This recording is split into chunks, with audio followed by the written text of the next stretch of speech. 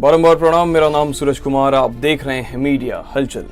Corona की पहली लहर में योगी आदित्यनाथ सरकार ने प्रदेश में इस वायरस के फैलाव को जिस तरह से कंट्रोल में रखा, उसकी काफी तारीफ हुई थी।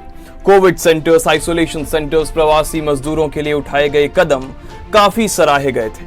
लेकिन कोरोना की दूसरी लहर ने तस्वीर बिल्कुल पलट दी है। राज्य में कोरोना के नए केस और इस बीमारी से होने वाली मौतों के आंकड़े तेजी से बढ़ रहे हैं। लोग बेड, ऑक्सीजन और दवाओं के लिए भटक रहे हैं, बल्कि टेस्ट तक नहीं हो पा रहा है। ऊपर से राज्य सरकार ने कई ऐसे फैसले लिए जिनसे लोगों की दिक्कतें कम होने के बजाय और बढ़ गई और विपक्ष उस पर हमला करने के लिए राजी हो गया। योगी सरकार ने लखनऊ के सरकारी और गैर सरकारी अस्पताल में कोरोना संक्रमित गंभीर मरीजों के भर्ती के लिए मुख्य चिकित्सा अधिकारी के रेफरल लेटर को जरूरी बनाया था। रेफरल लेटर की बाध्यता कई बार मरीजों की जान पर भारी पड़ी।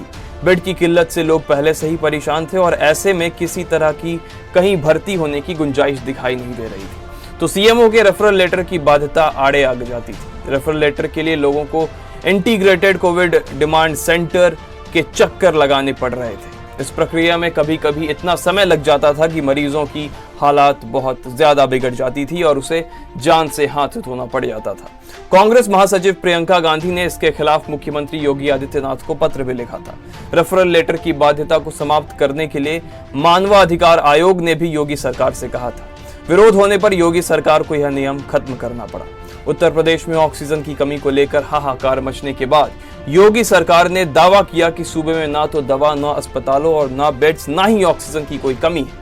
ऐसे में जो इस तरह की भ्रामक बात करेगा या फिर जानकारी देगा कि राज्य में बेड, दवा या ऑक्सीजन की किल्लत है, उस पर गंभीर धाराओं में मुकदमा करते हुए उसकी संपत्ति जब्त कर ली जाएगी। इस आदेश पर विपक्ष ने योगी सरकार के खिलाफ मोर्चा खोल दिया। योगी सरकार की इस चेतावनी पर पलटवार करते हुए कांग्रेस महासचिव प्रियंका गांधी ने ट्वीट करके कहा कि मुख्यमंत्री जी, पूरे राज्य में ऑक्सीजन इमरजेंसी है। आपको मेरे ऊपर केस लगाना है, संपत्ति जब्त करनी है तो अवश्य करें, मुझे गिरफ्तार करो पर ऑक्सीजन दो। उन्होंने अपने ट्वीट में लिखा कि भगवान के लिए स्थिति की गंभीरता को पहचानिए और तुरंत लोगों की जान बचाने के काम में लगिए।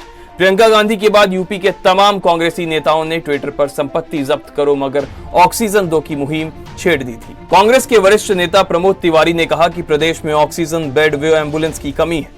लोगों की मौत हो रही है पर सीएम को जमीनी हकीकत नहीं मालूम। सीएम कहते हैं कि ऑक्सीजन की बात करने वालों का घर जब्त कर लेगा, तो मेरा कहना है कि करिए हमारा घर जब्त, लेकिन ऑक्सीजन दीजिए। सपा प्रमुख अखिलेश यादव ने भी मंगलवार को ट्वीट करके प्रदेश में ऑक्सीजन की कमी को लेकर योगी सरकार पर हमला बोला था। उन्होंने कहा था कि योगी सरकार ऑक्सीजन की उपलब्धता पर सरेआम झूठ बोल रही है।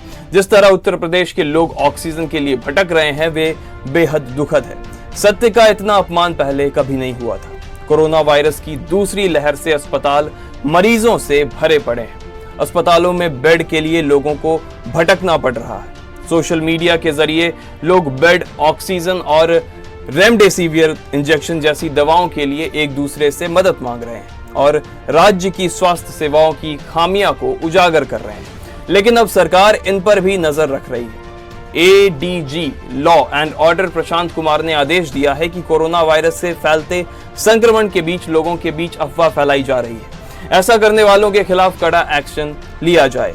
इस आदेश के बाद यूपी में कुछ जगहों पर ट्विटर पर मदद मांग रहे लोगों पर एफआईआर भी दर्ज की गई है। योगी सरकार के इस निर्देश पर समाजवादी पार्टी के पूर्व सांसद जावेद अली खान का कहना है कि कोरोना से निपटने के मामले में योगी सरकार पूरी तरह से फेल हो चुकी है और अब वो अपनी खामियों को छिपाने के लिए इस तरह के फैसले ले रही है ताकि सच्चाई लोगों के सामने ना आ सके। मुख्यमंत्री योगी आदित्यनाथ हर मामले की तरह इस भी समाज में डर पैदा करके निपटाना चाहते हैं, लेकिन इस बार वो कामयाब नहीं होंगे। सरकार की खामियां के चलते लोगों ने सड़क पर दम तोड़ा है। शमशान और कब्रिस्तान शवों से पटे हुए हैं।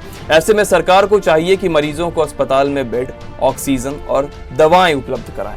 उत्तर प्रदेश में ऑक्सीजन की किल्लत को देखते हुए योगी सरकार ने नई गाइडलाइन जारी की है, जिसमें निजी तौर पर ऑक्सीजन सिलेंडर खरीदने पर रोक लगा दी गई है। इसमें कहा गया है कि वह बहुत गंभीर स्थिति को छोड़कर किसी को भी निजी तौर पर ऑक्सीजन की सप्लाई नहीं की जाएगी। यह सिर्फ संस्था को ही दी जाएगी। गंभीर स्थिति में निजी तौर पर ऑक्सीजन देना भी पड़े तो संबंधित व्यक्ति से डॉक्टर का प्रिस्क्रिप्शन और आधार कार्ड लेकर डिटेल नोट करना होगा। सरकार की यह फैसला ऑक्सीजन की कालाबाजारी को रोकने के लिए किया गया है, लेकिन उन तमाम लोगों के लिए दिक्कतें खड़ी हो गई हैं जो अस्पताल के बजाय अपने घरों में इलाज करा रहे हैं। सपा नेता जावेद अली खान का कहना है कि सरकार खुद भी कह रही है कि घर में रहकर अपना इलाज करें और गंभीर स्थिति में ही अस्पतालों में भर्ती हो। ऐसे में कोरोना मरीज अगर अपने घरों में रहकर इलाज करवा रहे हैं तो उन्हें ऑक्सीजन सिलेंडर की आवश्यकता पड़ेगी, जरूर पड़ेगी। सरकार ने गंभीर स्थिति में पर्चा दिखाने पर सिलेंडर देने की बात कही है, लेकिन घर में रहने वाले मरीजों की हालात कब बिगड़ जाए इसका कोई ठिकाना नहीं, और जो व्यक्ति घर में इलाज करवा रहा है वो डॉक्टर का पर्चा कहां से लाएगा। सरकार के इस तरह के फैसले लेने से अपनी टीम 11 के बजाय विशेषज्ञों की टीम से बात करनी चाहिए। आप देख रहे थे मीडिया हलचल। आपको ये खबर कैसी लगी हमें नीचे कमेंट सेक्शन में जरूर बताएं। साथ ही हमारे चैनल को सब्सक्राइब करना ना भूलें, और अगर आप हमारे ये वीडियो हमारे फेसबुक पेज पर देख रहे हैं तो उसे भी लाइक करें, साथ ही इस वीडियो को शेयर करें। बहुत बहुत शुक्रिया।